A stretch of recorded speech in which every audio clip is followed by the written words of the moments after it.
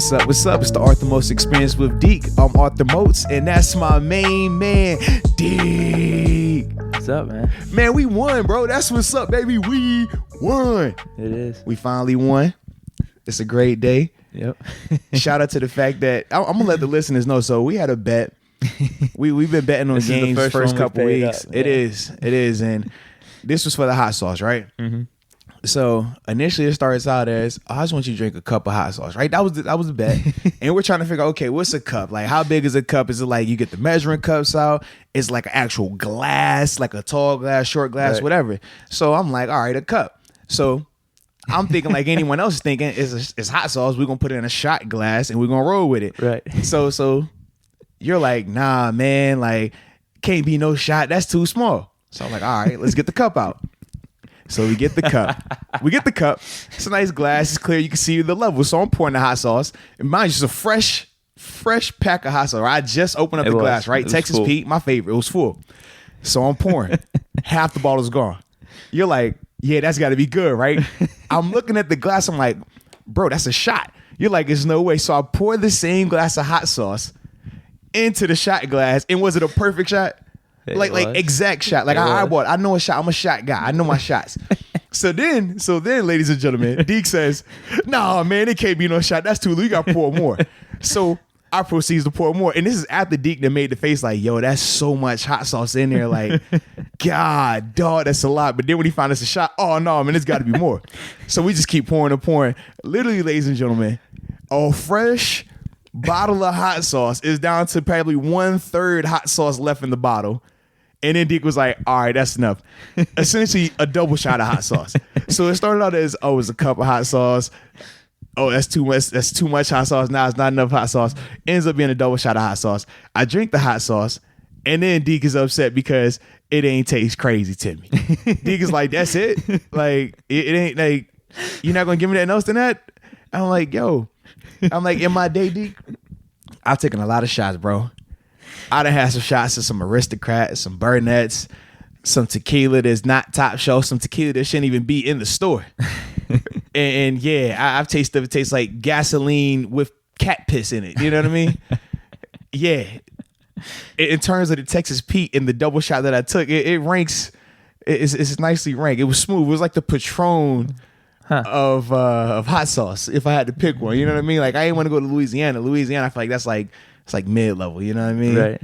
Yeah, that Texas Pete was like 1942.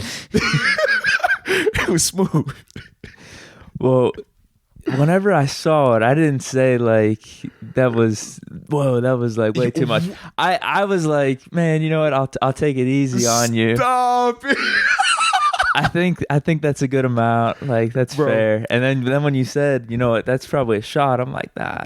But you were right. You were right. But your face after that new information came to me, I was like, nah, we can't. So you just gotta adjust it. You just gotta adjust it on the fly. That's all. Yeah. But we didn't agree upon an adjustment. It was like we're gonna pour it into a cup because you didn't want to pour it into a shot glass. I didn't. A Steelers shot glass. It was gonna be great for branding. Well, I was like, Steelers shot glass, Texas Pete. We might get a Steelers endorsement, Steelers sponsorship. You did. It's cool. It's cool. I'm like, yo, I'm just thinking ahead. I was going to tag the Steelers because it was a Steelers official Steelers shot glass. And yeah, you was just like, nah, go with the Target glass. I'm like, dang, all right. Yeah. So here's the thing. I think the audience could agree if we say cup of hot sauce, it's not a shot glass, right? Well, it depends on what you consider a cup. Because, I mean, in theory, a shot glass is a cup. In theory. Like you got kids cups, grown up cups. Like, would you consider? You saw my refrigerator, like in my cabinet. This gave me the idea. I think if I do one of those question things on the IG story, what is a or you cup? could even do it on yours because you got more followers. It'd be more of a whatever. Your followers are going up, man. People take pictures with you now. It'd be more of a sample size on yours, but you could say is a shot. Is considered a cup. Considered a cup, yes or no? Yeah. We could see how it ranks. But you have to. I think you got to clarify because you're gonna have a ton of people that are like, no, a cup is technically this many ounces or this many like a measuring cup. You know what I mean? How could you phrase it where you say, you say like, is a shot of glass? But I think it's going to depend on like their interpretation of it. You know what I mean? You could say like something measurements out or like not technically, just like first initial instinct is a shot of cup. I don't know, because You people can phrase it like that. because I feel like that still plays. Because like for me, I'm like a shot. I laugh because we say a shot is a shot, but then if I say get me a cup, are you grabbing the small cup or you grabbing the tall cup? Because if I'm getting a cup of me to like drink, I think if you say get me a glass, I'm getting the taller one. I think a cup is the one that you drank. See, for me, I'm like, if I want a glass, it's like it could be tall or small. If it's for somebody, it's the small one. If it's for me, I'm getting a bigger one. Yeah. That's just my selfishness. Well, here's the thing. Or like the big, like you go to the movies, you get like the big cups, or like when you're at a game. Like, is that considered a cup still, or what do you call that? I think the cup is the smallest that you would get at like a fast food restaurant or like a movie. You know how big that is, though? That's still like 12. That's like a 12 ounce. Well, I'm thinking something like they would give you for free if you asked for water.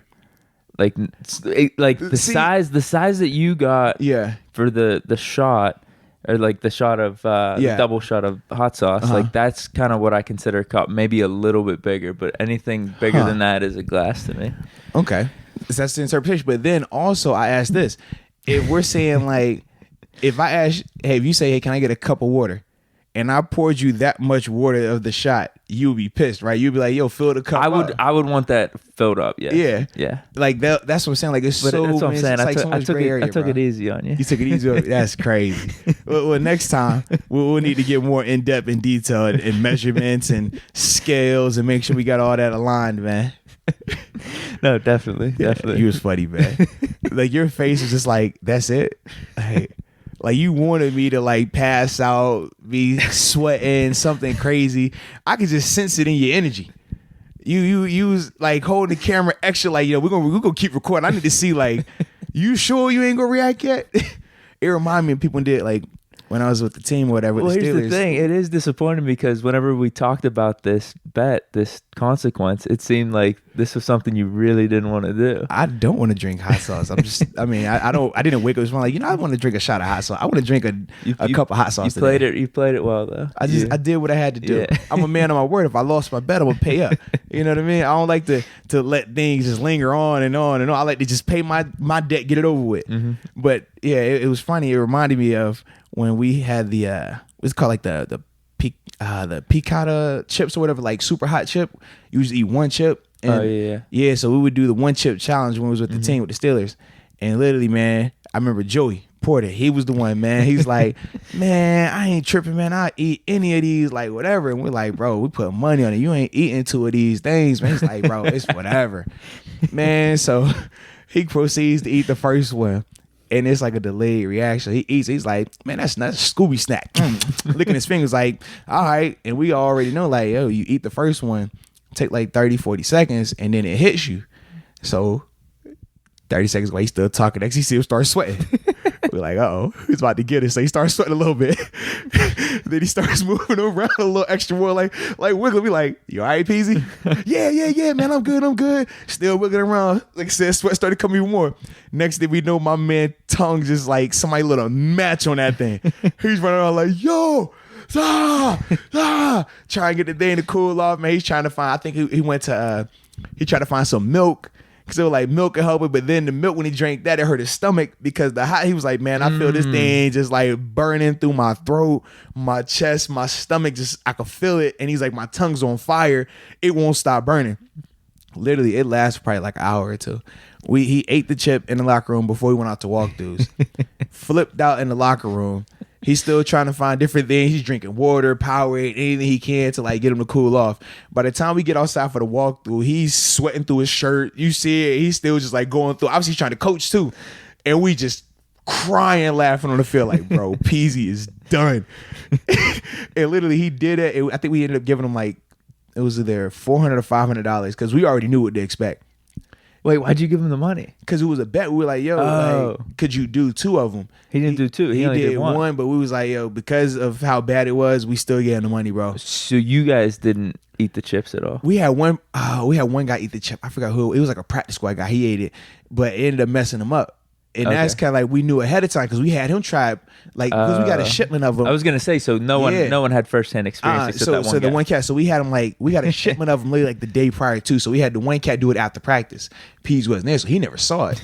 The rest of us saw what it looked like, and we like, yeah, bro, I'm not messing with that chip. Like, nah. And And then Peasy comes the next day, and Peasy's always like, yo, man, it's whatever. Like, I ain't never scared. Like, I got this, man. Hey, I'm Peasy. You like, all right. He ate the one, and literally, but I was like, yo, you about to die. And because he did it, we like, look, man, you can have that money, because it was hilarious to us. We got a kick out of it, but you got your money's worth. Yeah, and it was funny because then he ended up hitting us up like later that night. And he's like, yo, I finally got this chip to pass through my body, and I feel like my butt is burnt right now. And he was in so much pain, bro, because he was like, yo, it just felt like a little, just like fire just drove through my whole body. Like I felt it go down my body, oh my god, digest through my stomach, and then he finally had the bowel movement at night, and he was like, bro, like I feel like I'm on, just like it's on fire right now. Like I need to extinguish this, cool it off, bro. Well, I think that was the thing I was most worried about with doing this. You was hoping so that, like, yeah, because I guess your battle isn't completely over yet. Well, I look at it like this, like you saw how, like look at how much hot sauce I drank, right? And you saw how much hot sauce I put on my chicken yesterday at the game. Well, that's and what that was definitely you. like the bottle. It was half the bottle was gone. And that's why I'm like, bro, it's the same. I feel like the same amount. You said that didn't count though, because technically I was eating food with that hot sauce, and you wanted me to just drink the hot sauce. Now I feel like I need to eat some fries to like make it a full meal now. Right. You know what I mean? No, exactly. Yeah. So we might just have to crank up our bets then, bruh. This is my thing, man. I told you, I was like, it's certain reasons why I remember why I don't like to bet. And when I remember why, it was because I don't like depending on other people. And I told you on the mic, I even told you, like, we had this debate a long time about the Ravens. I don't like them at all. I don't trust them. I don't trust the Browns. I don't like any team like in that regard. And that was why. Because I'm like, yeah, I know these teams, they suck. I don't care what they record say, they suck, bruh. and I feel like it's a lose-lose for me. I don't want them to win, but then I got to lose the bet if they don't win. Yeah, because if the Ravens won, they're 3-1. Yeah, and like that's not fun to me. I'm putting betting and fantasy football. It's starting to get in the same little area for me of like, yep, throw that mug over throw it into the Monongahela, whatever the heck that river is, right behind. Just throw it in that river, man. Yeah, that's what I'm feeling about right now, bro. I'm just throwing it out there. I don't blame you, because it is two separate like paradigms. Yeah. I'm like, I feel like I have to like get out of my football reality and go to like this alternate universe. And yeah, it's weird, bro. It's weird. But it's all good. Well, I was gonna say, you can't give up on the bets for the podcast, at least. We're gonna work on it, bro. We're gonna work on it. I just feel some type of way about just betting on other people that I'm not involved in. Like, if it was me in the game, I would bet every time. Yeah. Like with confidence. I just hate having to depend on somebody. Like, we talk about this. I don't, that's not my thing, bro. It's not my thing. But we're gonna make it work. Okay, yeah, we'll make it work. We'll talk about it. We'll make it work, bro. I don't feel like we can. I feel like the excitement's there, the buzz is there with the bets. We'll make it work, man. And here's the thing: sports is year round. So, well, like I said, we'll make it work, man. I don't like having to depend on people, bro. We'll make it work though. But who we can depend on, wow, are those Pittsburgh Steelers, because they got that dub last night. I guess so. And they did what we needed them to do. They first off smashed Joe Mixon, smashed the run, made Andy Dalton beat him, which he couldn't do, which we talked about on the podcast. Then offensively, they found ways to move the ball. They cut it loose, man. Mason looked good out there. I believe his numbers were 24 of 28 for 229, 2 touchdowns. So, I mean, just from that perspective, that looked good. He took care of the ball, no turnovers. But let's talk about, man, how did you feel about that offense?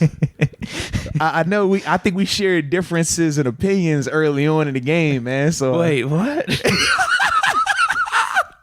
I thought we were on the same page. We were on the same page. But initially, it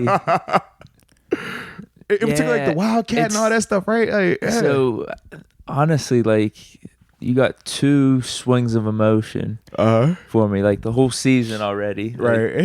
Like, before the game and after the game, my emotions are swung now. All right. Because you heard me last podcast. I did. Down and out. But then, like, within the game, there was a swing of emotions because we're seeing the offense. Yeah. And there's something about the look to it. Especially the Wildcat, because we weren't doing anything before we started using the Wildcat. Correct. Weirdly enough, we start doing that, and I'm just thinking back to like who was on that team? Was it Chad Pennington, Dolphins, with like with Ronnie Brown and Ricky Williams? Yeah, I'm like, geez, oh man, like Chad Henne was the quarterback. Oh, was it Henne? Yeah. I'm like, we know how that ended. Like, this is gimmicky. This stuff doesn't last. Like, and you were not feeling it, bro. No, I wasn't. But then I was talking to you, and then weirdly enough, the offense starts moving outside of the Wildcat. And I'm talking to you about it. I'm like, what's the deal with this? Now we're starting to move it a little bit. Mason's getting into a rhythm, and you're like, bro, honestly, the Wildcats part of this whole game plan, this whole type of offense. Yeah. It's really like the West Coast, like just misdirection stuff, man, keeping them off balance. So we start scoring. I'm like, yeah, I'm starting to like this actually. And then too, I was asking you because I don't know, people don't talk about this really on TV. So I'm asking you, like, who runs this type of offense and who runs the West Coast? And initially you said Alex Smith Chiefs, and I'm like, I don't want anything to do with that. But they were still not the receivers sucked, but they were still moving the ball, man. And then I was like, what about the Rams? And you're like, yeah, that's what the Rams run. That's what 49ers run. Yeah. KC even Alex Smith, KC with Mahomes, kind of runs it. Andy Reid, Donovan McNabb. So then I'm thinking, all right, it's not completely gimmicky. It's not we make the playoffs one and done, or don't even make the playoffs at all. It's we could potentially go deep. So I'm liking it. I like what I saw. Yeah, man. I think first you got to give a big shout out to Randy Fichtner. I think he was under a lot of criticism in terms of how the offense looked with Ben out there, how the offense looked last week when Mason was versus the 49ers. People talked about the lack of Mason throwing the ball deep. He came out, criticized Mason a little bit in terms of saying that he has to just cut it loose and throw the ball. But I think the game plan was good in terms of San Fran doesn't have the person to just line up and beat you. So what you do when you run a West Coast style offense is a lot of misdirection. It's a lot of moving the pocket. It's a lot of just getting guys on the perimeter. And it helps when you don't have the brute strength or just the elite talent that the Steelers have had historically. So when you do that, a team like Cincinnati, who's built to, you're not going to just run directly at them. You make them have to play laterally now. And now you bring the advantage back to the Steelers. And that's what you saw last night in terms of them being able to hit those little quick.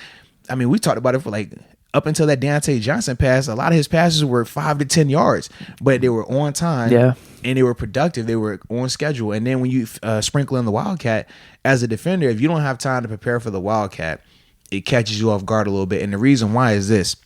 Most times as a defender, you are essentially playing 11 on 10 because you don't count for the quarterback because all he can do is throw the ball. Most quarterbacks aren't going to run.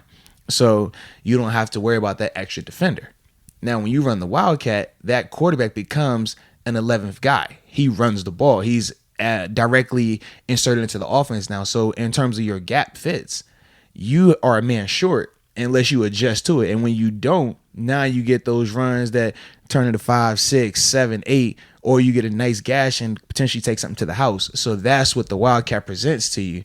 And for them, man, they utilized it well in terms of bringing James Conner with some of the motion. So now you got a pitch option off of it, or you can keep it and run it downhill, what you saw Jalen Samuels do. And I think that's what made it so productive. And that's going to be different next week. Now that Baltimore has seen it on tape, they'll be able to have a chance to prepare for it. And I think if there's any defense that's prepared for that offense, it is Baltimore because they see Lamar Jackson and some of the stuff they do. Mm-hmm. So I think it'll be interesting to see how that dynamic plays out versus them. But ultimately, I thought it was a great wrinkle that they added, and it was almost like a drastic playbook changeup because they've never ran misdirection style offense. Not even the Wildcat, but like just the offense didn't look like what we've been seeing. Well, shoot, you think we were sitting with Ryan and Caroline Peters? Then Ryan came on, the chef and everything, like awesome dude. But even they were talking about like, man, everything just looks like everybody's running this way, but the ball's going that way. Everybody's going that way, the ball's going back this way. And even on the on the James Conner touchdown pass, it was off of the misdirection. Like everything is predicated off of we're going to show you one thing and go opposite. And it just utilizes a team's aggressiveness or a team's strength against them. And that's what makes it good. And we talked about like some of the ways to counter that. But until, they can make that adjustment on the fly, you kind of catch them off guard like that, and the Steelers were able to have a ton of success with it, man. So I was hyped. I loved it from the beginning. I'm like, yeah, I like this. No, you weren't feeling it at all, bro. I'm like, bro, what you talking about? Deke, we moving the ball? No, man, no, this ain't the offense, man.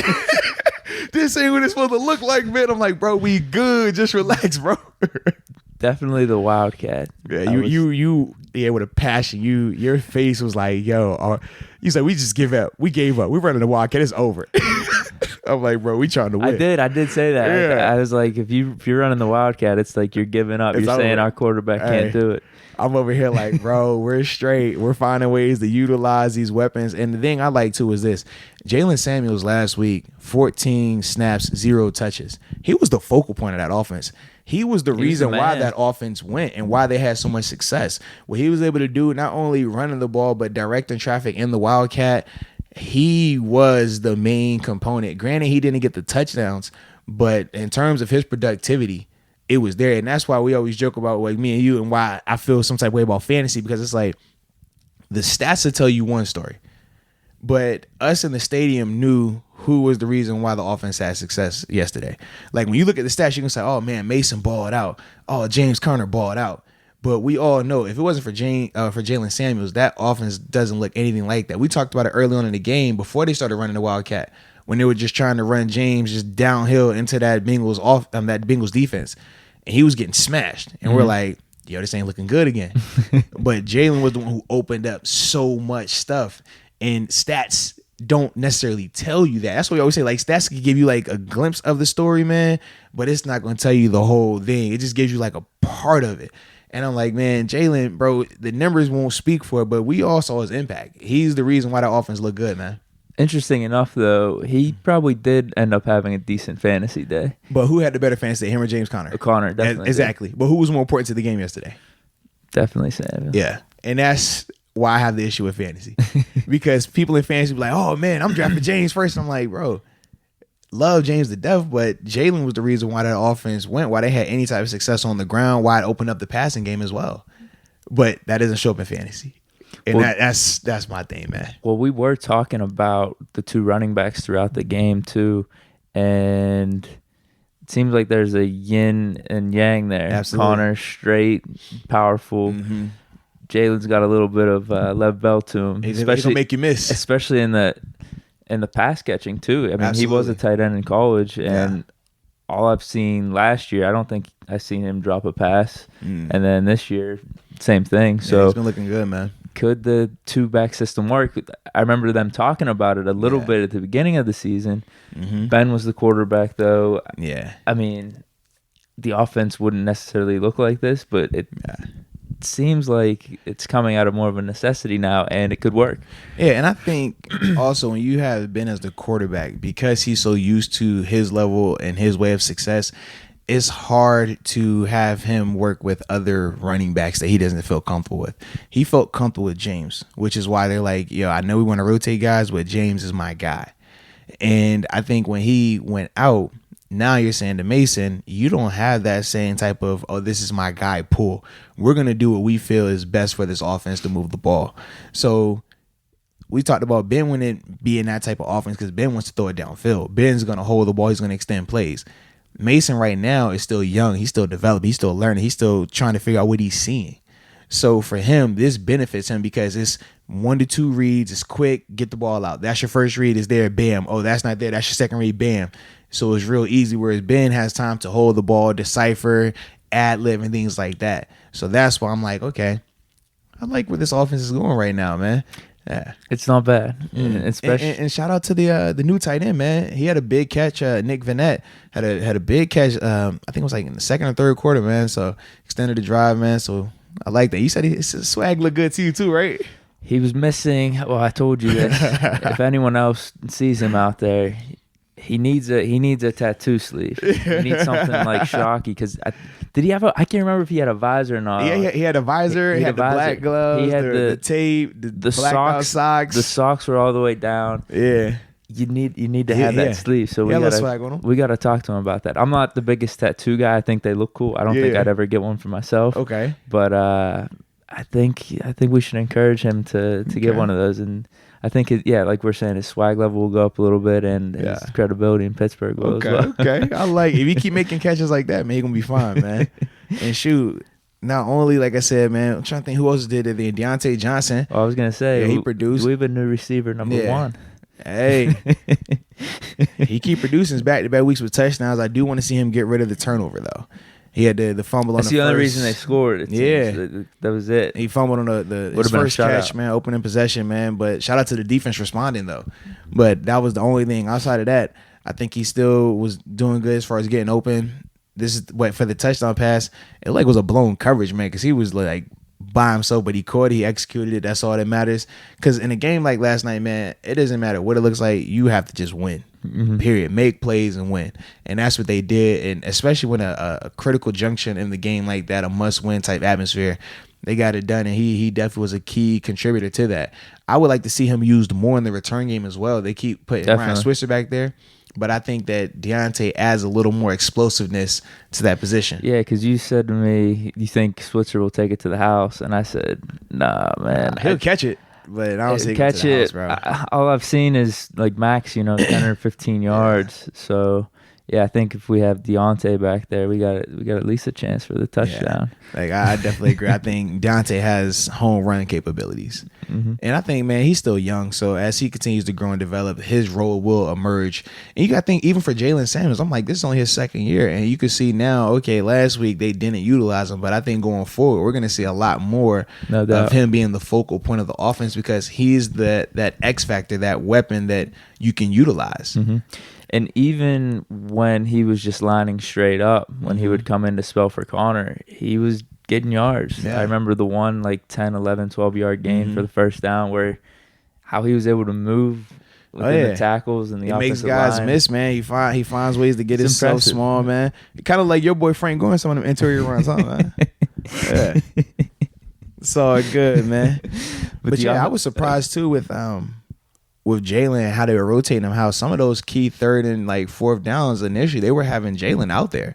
And then I know the first fourth one where James got tackled for loss on a 4th They and 1. initially had Samuel. They called the timeout. Absolutely. The Bengals did. And yeah, that's how that whole thing switched out. So you wonder what's going on there. Are we seeing a changing of the guard in the backfield? Whoa. Stir the pot? Whoa. No, I'm messing. I ain't gonna go that far yet.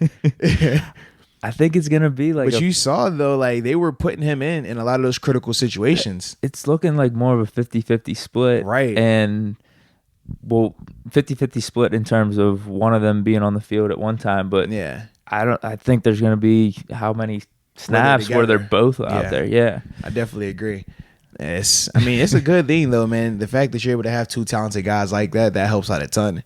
But I think it's one of those where it's going to be interesting just to follow this. And the same with like that Deontay Johnson-Juju dynamic, because once again, Juju didn't have one of those crazy games. He wasn't very productive, but they won. And Deontay continues to produce. Now, I'm wondering, is Deontay benefiting from Juju being across from him, similar to how Juju benefited from AB being across from him?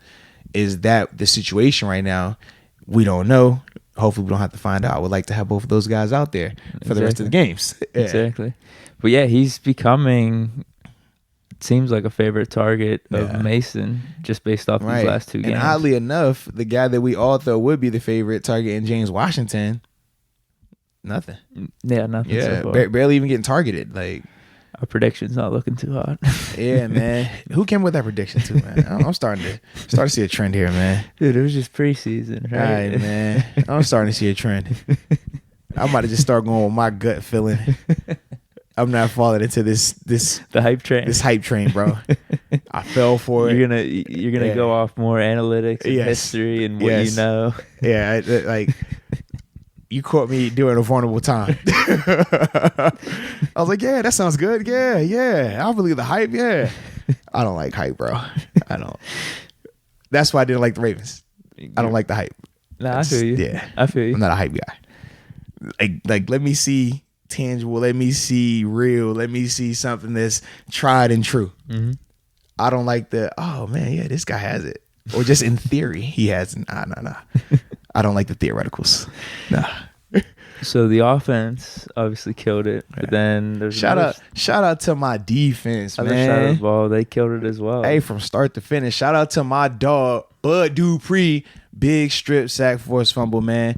Major play, especially at a critical time in the game, man. It ultimately kind of swung the fence and swung that momentum. It was kind of man. like a dagger. It was that was a big play right there, man. So he did it. But overall, what the defense had, let's see, 8 sacks, 2 turnovers. Their turnovers have been phenomenal this season, especially after last season. They struggled so bad to create turnovers. Right. This year, man, they are just like going crazy to start the season, all with the turnovers and the pressure and stuff like that. Even last game, we lamented on it that 3 of the turnovers were self-inflicted by the 49ers, but still having 2 turnovers in a game is pretty solid. Absolutely. If you could count on that. You got to think, man, 7 turnovers in 7 turnovers in 2 games is crazy. And then you take it back to what? Seahawks, they had 2 turnovers that game as well. So Bush almost returned it for a touchdown. The one. And Barron had his call back, his touchdown. Right. So, it's crazy, man. I like it. Defense playing good. I felt like Devin Bush probably had his best game as a Steeler thus far, man. Was very productive, coming downhill. First sack as a professional. So shout out to him, man, making the 5-5 look good. Definitely appreciate that. Yeah, man. But just overall, I think the defense played really well. They took the field on a short after the Deontay Johnson turnover, forced a field goal. That was huge. The corners, Steven Nelson, Joe Hayden. We've been talking about how those 2 dudes, man, have been balling. Like we haven't even been talking about Steven Nelson. No. Which is a great thing. Were you the one that said that he's like ranked really high on the Pro Football Focus right now? Mm-hmm. I wonder where Hayden is then too. I don't even know. You gotta check that. Yeah, but that was the thing. Like people were hyped about Steven Nelson about that because obviously with him being that free agent acquisition, when you listen to the Kansas City media, it was funny because they're like, "Oh yeah, we're glad he's gone. Y'all paid him that. Huh, good luck. We're not worried." I'm like, I feel like I heard that before, similar to when Le'Veon left. Oh, y'all doing that? Oh, good luck. We don't worry about him. Or when Jesse left, y'all gonna pay him what? Oh, good luck with that. Or even in Buffalo when Stephon Gilmore left, y'all paying him what? Good luck with that. And I'm just like, all right, okay. And now Steven over here balling. Steven looks good. Like he ain't giving him nothing, man. Yeah. He locked up John Ross. John Ross had that 4-2. That 4-2 didn't go nowhere. Them Palmanellis was jamming the boy up nice. I loved it. I was like, that's what I'm talking about, baby. Defense. And then you look like a guru, man, especially on the Arthur Moats show. Oh, yeah, obviously, if you guys are listening to us on the podcast, you might as well check out the AM show on IGTV. Man. But Arthur does keys to the game before every matchup, like on Thursday. We drop them and on point. You said Dalton is going to throw you the ball as long as you catch it, man. And Hayden had his chance, but he dropped his. But my man Mark Barron, he did catch his, right? He did, yes. He gonna hit you in the face with the ball. It was unreal. Just catch it. Just catch it, bro. Like both of them. Like, hey, you ready for this? Look, catch. Yeah. It's the layup line, bro. Don't miss it, bro. It's simple. And every time, man, he throws it to you, like faithfully. Like we talked about it because you were asking, like, at the game why the offense for Dalton is struggling, why he's not looking good. Yeah, that was asking, like, what is our defense like that crazy good right now, or is it him just not doing anything? I said, like, it's a mix. I felt like the defense was definitely playing really well. They were communicating really well. They were causing pressure and things like that. But with Dalton, the reason why he struggles so bad when AJ Green's not out there is AJ is his safety net. AJ, he could just throw it up to. AJ's big, fast, and can jump. He makes a ton of combat catches. Catches he makes on 2 and 3 defenders that you wouldn't even typically throw the ball to. But AJ Green is that type of freak that he can just make those plays. So when AJ's not out there, he doesn't have that. Mm-hmm. John Ross, he's fast, 4-2 guy, but he's not beating you off the line if you can get your hands on him. And that's what Steven Nelson did to minimize him. Eifert, like I said, he's still like a shell of himself. You saw him even yesterday. He had some plays, but he's not scary in terms like he's going to be the guy that can just dominate the game. So for them, if Joe Mixon doesn't get going, it puts so much pressure on Dalton to be the guy to beat you with the pass, and he can't do that. He stares down a lot of his passes. Like, so when you're watching him, you can read his eyes, and that's why I tell you that he's going to hit you with the ball because he will look at the guy he's throwing to the whole time. And if you're looking at him, he's looking there the whole time like, oh, you really going here? Like, no, you really about to throw it. I'm standing right here. I'm looking at you. And he'll still throw it. And that's the type of stuff you get with Dalton. He doesn't really go through his progressions like that.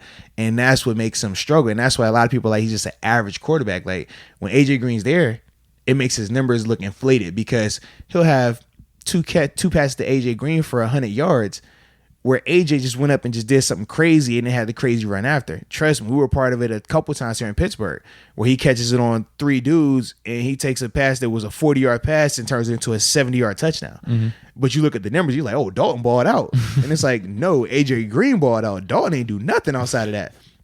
And that's just how that thing goes. But when AJ's not out there, now you don't have the threat of a deep passer. Tyler Boyd is a good receiver, but he's a really good number 2, not a number 1. And when you don't have Joe Mixon producing, yeah, man, it just takes what they try to do offensively out the equation. So that's why I say it's a mix of the defense did really good because they had to still execute. They had to still, like I said, catch the interception. They had to make the tackles. They had to stuff the run, which they did. Right. But the other side was Dalton's going to be Dalton. Well, there was that, and I don't think the Cincy offensive line was too hot either. Absolutely. So that definitely helps the case. And yeah. We were talking about it a little bit. It helped some sack numbers for our guys. Absolutely, man. Hey, it was funny. So you talked about, late in the game, why the guy's still out there. And then even I had one of my neighbors, Mark, the guy used to owe $5 to, by the way. He had hit me up and was like, yo, why the starter's still out there so late in the game? And I was like, listen, man, this is what you call a stat game now, baby. It's time to do numbers. Because when it comes time to negotiations at the end of the season, they don't ask how you got the sacks. They don't ask at what point in the game these sacks came. They just say, how many sacks do you have? You like garbage time fantasy stats? Nah, we ain't worried about garbage time fantasy. This is real life money. This is every for money, sack can right? get you pretty much $1 million. That's how it averages out. So when you look and you're like, bro, don't take me out. You see Tyson Alu. He got him one. Fourth quarter, a minute left in the game. Sack. It counts. And then you look at the total today. Hey man, the boys had 8 sacks, baby. Yeah. That third quarter.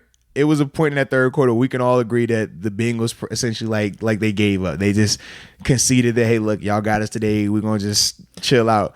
And even then, it was like, oh, you get a sack. You get a sack. Hey, Javon Hargrave, you get a sack. All right, yeah, everybody get a sack. You know what I mean? Well, that was something funny we talked about, too. I was telling you, because they kept running. Cincinnati kept running the ball. Yeah. I'm like, what are they doing? Just getting shotgun and slinging it around. And you were like, bro, they start doing that. This is going to be 44-3 real quick. And I was like, dude, why does it matter? Who cares? Yeah. At least you're trying to get back in it. Like, it's a whole respect factor. It is, though. That's like, you don't see it often in like college. In college, like everybody just slings it because like those coaches, their egos are a little different. Thing. Yeah. And like the rivalries are different in college. I think maybe too, like if a recruit sees a school like putting up numbers, they get excited about. Oh, this is what we could do for right. you. These are the numbers you can get. Yeah, and then you sell them on. You get these numbers. You can go to the NFL. Right. Whereas once you're in the NFL, you watch the film. You know who's good, who's not. You know who's putting up numbers, who's not. And it gets to a point where it's like it's disrespectful. Like the coaches view it as disrespect to each other as well. Like if you go out there and try to run it up on me, and that's why that first game versus the Ravens, like you look at how some of those touchdowns happen and some of the turnovers, like that's the stuff that you can't account for. But that's why a lot of teams, like when it's getting bad, they'll just be like, yeah, we're just gonna run the ball because we'll keep the clock running down. And then adversely, what you saw, like a wink, right? And then what you saw from the Steelers, what they started doing, just running the ball. Yeah, like okay, it'll be a run game, and that's it. Run. 2 runs in a pass. 2 runs in the pass. Like that's what it becomes just to get the clock going. And like I said, that's just the professionalism that's associated with it. A lot of times, like if you see not how that Rams and Tampa Bay game where it was like an actual shootout. Yeah. But in terms like blowout games, a lot of times it's not that these offenses are trying to run the score up. A lot of times it's the turnovers. Like the Patriots when they played Miami 2 weeks ago. That score got out of hand, but they had 2 pick sixes. Like that's the type of stuff that you can't account for. Like when you're trying to, we're gonna take our foot off the gas in terms of running the clock out. But when you're turning the ball over for touchdowns, that's the part where you're just like, all right, we can't fix that. You know what I mean? Like, but it's different if we out here 5 wide and I'm still slinging it after we're already up 3 touchdowns on you. Like now it's like, all right, bro. You think about, matter of fact, I forgot what team it was. The coaches got into it a little bit after because of stuff like that. But it happens, bro. Mm-hmm. Yeah. So here's my question to you then. The contract negotiations for people on defense, is it different for the offensive players? In what regard? Just flat stats then? It is in terms of this. So for a defender in particular, like secondary and pass rushers, the big numbers are interceptions and sacks. It's no different than if you're a running back, you get paid for touchdowns. If you're a receiver, you get paid for touchdowns. Like the yards definitely are key, but the touchdowns are the big thing, which is why, okay, if you get a touchdown, it doesn't matter how you got it, you got it. And that's the big part of that. But at certain junctures of the game, they're going to take their foot off. And then, adversely from the defender standpoint, the reason as a pass rusher you like it, because you're like, okay, they're going to run the ball twice, but at least that third down, we get a chance to just rush. We're not calling any blitzes, though. And that's the difference. Like, you'll get sacks where they scheme up stuff, where it's like, all right, we're going to dial up a pressure over here. You're going to be the free rusher. You're good.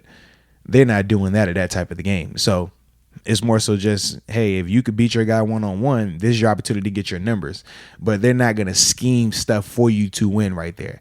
But as just a pure pass rusher, you love it because you're like, well, shoot, any pass rusher would tell you they feel like nobody could block them one-on-one. So you get that opportunity. You're like, okay, I get a chance to make a play right here. Right. One-on-one, it doesn't matter what nobody else is doing, and I get my sacks. And that's kind of how you look at it. So that's, even when we're talking from a stat standpoint, is different because early in the game, they're dialing up pressures. The Devin Bush sack, they're like, okay, what did I tell you? I said, oh, they releasing Joe Mixon? Or they releasing the tight end? Oh, now they're just going to blitz Devin Bush. And now they make him stay in. So that's a schematic thing. They weren't doing that at that junction in the game late. They were like, nope, you four guys rush. If one of y'all win, great. But other than that, we're chilling. And like that's kind of like the ebb and flow. So even with the runs at the end of the game, right, with James and Jalen Samuels, if one of them break a run, okay, that's cool. But they're not going to scheme up some crazy double reverse pass late in the game or some flea flicker. You're not going to see that type of call. And that's just how it goes. So are we saying then just touchdowns for the offensive? Like if you're going into the negotiation room, what are your things? If you're a running back, you're saying look, YPC, yards per carry, and touchdowns. Heck no. See, that's another one of your like fantasy top. I got YPC. Look at that. It's efficiency, bro. This when you go into the negotiation, you say, look, I'm a 1,000-yard rusher and I got 10 touchdowns. Like you just want to hit 1,000 yards. You want to hit those. It's more of a milestone, right? 1,000-yard rushes for the touchdowns. 10 is always like big. Anything you can get close to that 10 range for touchdowns is big. Okay, those are your two. If you're a receiver, 100 catches for receivers, 100 catches, 1,000 yards. The touchdowns you want at 5 to 7 is good. Because touchdowns are like year to year, right. Like Julio, the 1 year, absolutely, he had like a couple of them, but the 100 receptions. 1,000+ receiving is always big. 100 receptions is hard to come by though. No, it's not. I mean, not for the elite guys. Not the elite guys. But I'm saying, there's a lot of 1,000-yard receivers that don't have the receptions. But it's like if you're trying to get paid like an elite guy, so like pass rushing, right? It's hard as heck to get 10 sacks, but that's always the milestone because 10 or higher is in the elite range. Okay. Then you get to like the gods who get 15 and 20, which is like 1%. But 10 is that number. But you look historically at how many guys rush the passer and how many guys get 10 sacks. It doesn't happen a lot. Right. That's why they're so coveted. That's why they get paid so much. So when you say 100 receptions, the reason why it's so important, the reason why AB was so special, because like, that doesn't happen. And he's doing it consistently. The reason why Julio Jones is so special because he's up there consistently. Yeah, there's like DeAndre 5 or Hopkins 6 guys. Consistently, right? So when we talk about 10+ sack guys, who do we say consistently is a 10+ sack guy? Von Miller, Khalil Mack, Aaron Donald, but we're just passers, not even because those are like interior D linemen, and that's a whole nother craziness because they're facing double teams a lot of times as well. But just outside linebackers, like even TJ Watt hasn't been proven to be a historical 10+ sack guy. Like it's year in and year out. Right? It's hard to do. So that's why you always say that's the milestone. So as close you get to that or higher, that's your negotiating point. So if you're a running back, 1,000 yards is always the big thing. I got 1,000-yard rushing, boom, like that's the number. And that's the negotiation element of it. So that's typically how it works. It's the milestone. Like all that, oh man, well look at my yards per, look at my QBR. I could be like, well, I had a dude tell me a stat one time. He was like, well, you realize based on the amount of snaps you play per sack, your sack to play ratio is like for every 4 plays you're getting a sack. I'm like, I'm already confused. Man. I'm like, that's not realistic. I'm like, bro, because I'm rotating. It's not like I'm on here 4 plays. Like every 4 pass plays you're in, you getting a sack, you're getting a pressure. I'm like, bro, stop it. You're going to negotiation with that, they can look at you like, yeah, all right. Whatever. Like that's not how it works, man. But the negotiation element is they look at the milestone numbers, and then from there is supply and demand. I am the supply. how much demand. I mean, I know it's a high demand for this product right here, right? But you don't have a lot of me. You don't have a lot of passers on this team right now. You don't have the guys who can produce the way I'm producing right now, and the market isn't there for you right now. So now I'm in more demand. Pay me more. And that's how it works. Versus if you're like, I always talk about my personal experience, right? So when I was doing my negotiations at the time, Jason Wells, who led our team in sacks my first year here in Pittsburgh, retired. So, okay, that's your leading guy gone. Me and James Harrison tied for sacks for second. And then James was 37 going on 38 at the time, and they didn't know if he was going to retire or not. So the only people on the roster was Jarvis Jones, who didn't have a sack, Howard Jones, who was an undrafted free agent practice squad guy, and I don't even remember who the Jordan Zumwalt is, a cat out of UCLA. He was hurt, though. So when it's negotiation time, we're like, all right, you don't have anybody else on the roster that has my numbers. You don't have anybody else on the roster right now that can go out here and start and you feel comfortable with. So I need to be paid accordingly. And their argument to me is, well, we can get this player, that player. I'm like, okay, you can get a Brandon Graham if he leaves, but how much is it going to cost you? You can get Pernell McPhee from the Ravens, but does he fit this scheme and how much is it going to cost you? So that's the negotiation element of it. And you tell them, well, look, these are my numbers. These are my amount of plays I played. So the correlation is there. That's kind of how you do that. But in terms of me being in there like, man, my numbers say I get a tackle every this many plays. Like, here's the thing, though. It feels like the offensive players are getting a little screwed in the blowout scenario, though, of potential yards that could be had. But how often do you see a blowout? Not too often. Not too often. Seriously. No, I know. Yeah. I'm just saying it's once in a blue moon. The defense is licking their chops and the offense. But not even everybody on the defense. It's more so the pass rushers. The pass rushers lick their chops, because the corners, they're out there like, they're not about to throw the ball. I'm about to be out here just, we're going to run 5 yards and stop.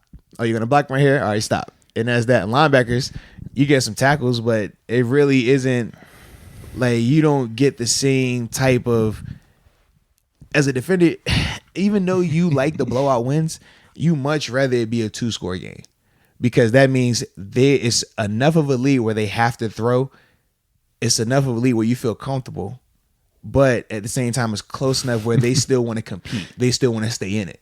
Like, the blowout doesn't help you. You know what I mean? Like, the game within the game. Yeah. And that's what it is. Like, it's so much of that goes on, man. It's like, you understand, like, if we blow them out, they're going to just give in and just run the ball. We're not getting any stats. So you need it to be somewhat close so you feel like you still got a chance, right?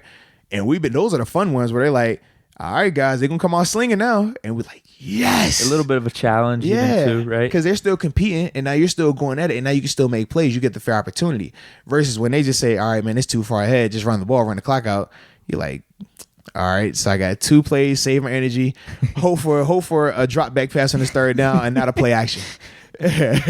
You go over there, and it's funny, man, because the coaches, they kill you when it's third down and like 3rd and 7, and you're like, all right, typically it's a pass down. But because they've given up, they're running the ball, and they see you on film jetting up the field. In fact, it's played with TJ Watt yesterday. He did it, and I laughed to myself. TJ hauls tail up the field because it's 3rd and 7 to go get a sack. And at that junction of the game, like, they're running the ball. And it was a smooth inside run.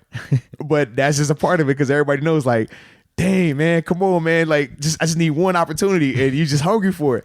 But because of how the game was going, like, they're not going to do it. And that's like, so that's what you say, like, the offense is getting screwed. I'm like, no, at least for the offense, they got a chance to make a guy miss. They can score anytime. True. Like, yeah, even if it's like a vanilla call. You can make a guy miss, and you take that, whereas the defense, you're kind of at the mercy of, all right, are y'all going to at least drop back? And if you do drop back, it's 3-step. It's no 5-step. It's no long down the field routes. Everything is quick. So you're like, I got to win right now. Yeah. Well, and your point was valid. It's a good problem to have, a blowout. Right? Yeah, absolutely. They don't happen too often. They really don't, man. I'm trying to think, am I 9 years of fan? As a fan, I'm good with it. I was just looking out for the players. I was like, I'm trying to make it fair between the offense and defense. Offense, man. Yeah, I think they always offense always has it good though, man. Always. But yeah, I'm trying to think, of my 9 years, I've probably been a part of probably 6 blowouts total. 4 in my favor, 2 against it. Yeah, but it doesn't happen often. Yeah. Like blowouts where you're like, all right, this ugly. Yeah, it just doesn't happen, bro. I just can't wait to get to my car. Yeah. Like, Every once in a while, you have one of those. It's worse when you're on the losing end. You're like, I'm God, dog, we suck. But other than that, like, it's rare. Yeah. Yeah. Just real quick, this is just for, I guess, nostalgia's sake. Was both of those for the Bills, or was one with the Steelers, the losses?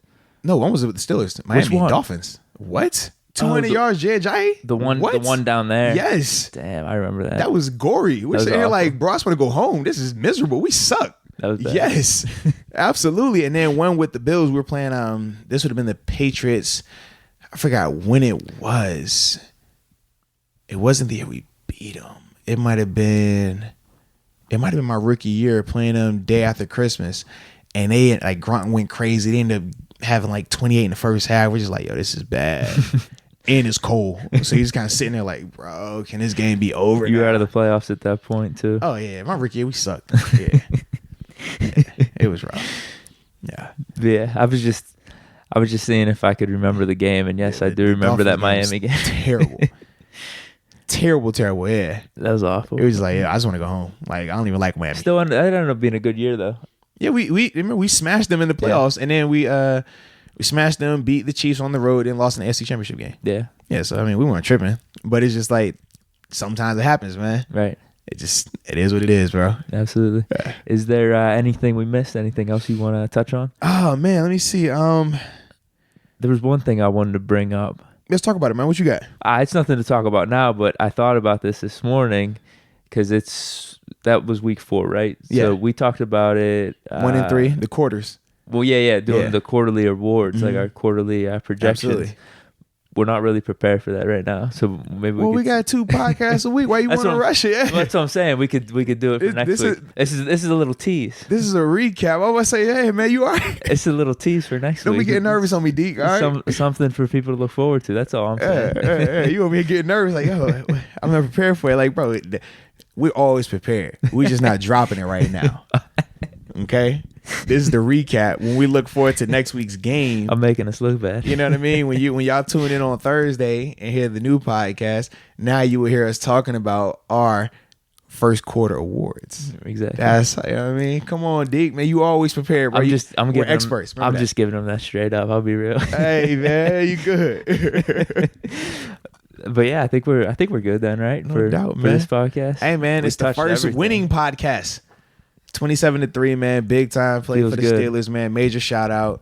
All love, baby. Oh, and by the way, the terrible tailgate was crazy again. Oh, it was awesome. Shout out. I can't wait to see what it's like Sunday, man. Yeah. Heinz Field versus the Ravens. Oh, it's going to be crazy. So, yeah, major shout out to everybody that pulled up, man. Real quick, too. I remember we looked at the schedule for the last podcast. It was like the next 4 or 5 games we looked at. I woke up this morning. I looked at the whole schedule, and all of a sudden, none of it really seems too daunting right now. 13-3 coming after that win. 13-3, Deke. 13-3. The Rams game, man, it's at home now. It's at home now. Defense looks good. 13-3, bro. Hey, everything we want is right in front of us. We control our own destiny. That's true. We're good to go, bro. We control our own destiny. That's true. But yeah, dude, I think that's it. I like it, Thank bro. you guys for listening to the Arthur Moats Experience with Deke. Talk about it. And until next time. Peace. Yeah.